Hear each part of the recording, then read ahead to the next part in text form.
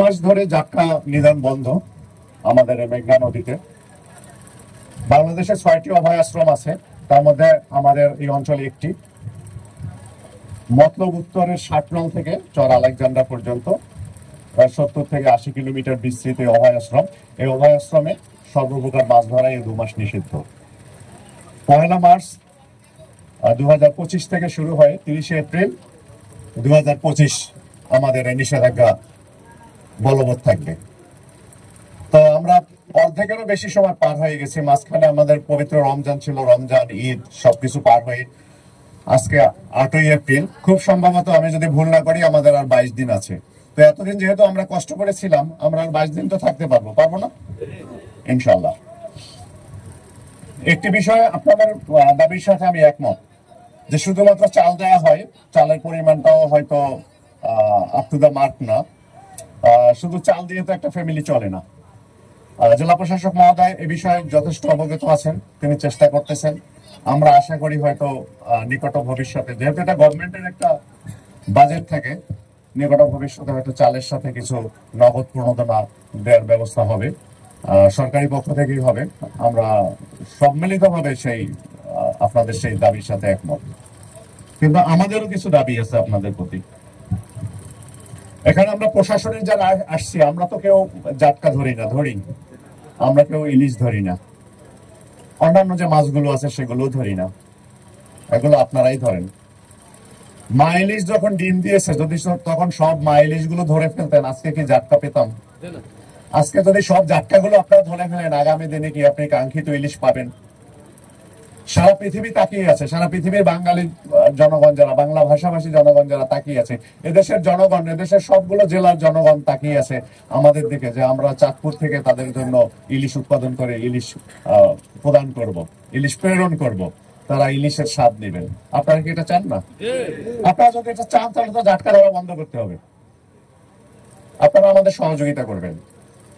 আমাদের প্রশাসনের টহল কোনো নৌযান যখন আসে, তখন আমরা শুনি কোথাও কোথাও, আপনাদের এলাকায় না, কোথাও কোথাও শুনি যে জেলে ভাইরা একত্রিত হয়ে নৌযানকে ধাওয়া দেন। যে গোল চাকতি থাকে না, বিশেষ কিছু বরাদ্দ থাকে প্রশাসনের লোকজনের জন্য, চাকতি নিক্ষেপ করা হয়। খুবই মানে এটা বাজে উদাহরণ। আমার বিশ্বাস এই ১২ তহবিল, হ্যান্ডচর তথা চাঁদপুর এলাকার কোন জেলে এই কাজটা করবেন না। যদি আমরা এ ধরনের বিরূপ পরিস্থিতির মুখোমুখি হই, আমরা কঠোর আইন প্রয়োগ করব। একটা বিষয় আপনাদের মনে রাখতে হবে, আমরা কিন্তু এখানে আসি, নদীতে আসি আপনাদের স্বার্থ রক্ষার জন্য। আপনাদেরই উচিত আমাদের কাছে যাওয়া, যে আপনারা, আমরা সবাই সম্মিলিতভাবে কিভাবে জাটকা নিধন রোধ করব। আপনারা জানেন এখানে জেলে ভাইরা যারা প্রত্যেককে চেনেন, এখানে যে ক্যানেল গুলো আছে চেনেন। আপনারাই পাহারা দেন, আপনারাই বন্ধ করেন, আপনারাই নামেন না মাছ ধরার জন্য, তাহলে অটোমেটিক এটা বন্ধ হয়ে যাবে। এটা আপনাদের দায়িত্ব। আপনি বাংলাদেশের একজন নাগরিক, এই সমাজের একজন নাগরিক, এই হাইমচরের এই প্রত্যন্ত এলাকার একজন নাগরিক। আপনার অবশ্যই কিছু দায়িত্ব এবং কর্তব্য আছে রাষ্ট্রের প্রতি।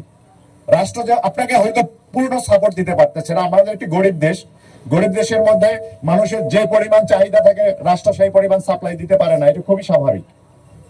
তারপরেও আমরা এই প্রত্যন্ত অঞ্চলে আপনাদেরকে এসেছি আপনাদের সাথে কথা বলার জন্য, মত বিনিময় করার জন্য। আপনারা একটু বুকে হাত দিয়ে বলেন তো, এখানে জেলা প্রশাসনের ঊর্ধ্বতন কর্মকর্তা সকলেই আছেন, বুকে হাত দিয়ে বলেন তো যে আপনারা সুতোর জাল দিয়ে মাছ ধরবেন, কারেন্ট জাল কেউ ব্যবহার করবেন না। দেখে ধন্যবাদ। কিন্তু এটা যাতে আমরা যখন থাকবো নদীতে, আমরা যেন এটা বাস্তবায়ন দেখতে পাই। আপনার সুতোর জাল দিয়ে মাছ ধরেন, যতটুকু সময় নিষিদ্ধ থাকে, নিষিদ্ধ সময় বাদ দিয়ে সুতোর জাল, যেটা বৈধ জাল দিয়ে মাছ ধরেন। আপনারা চায়না দুয়ারি ব্যবহার করেন না, চরঘেরা ব্যবহার করেন না, কারেন্ট জাল ব্যবহার করেন না। জাটকার জন্য যে জালগুলো, তো খুবই দুঃখজনক। আমি কয়েকদিন আগে নদীতে ছিলাম, পুরো জাল সারা হয়ে উঠছে ছোট ছোট মাছ। নিজের বিবেকের কাছেও লাগা উচিত।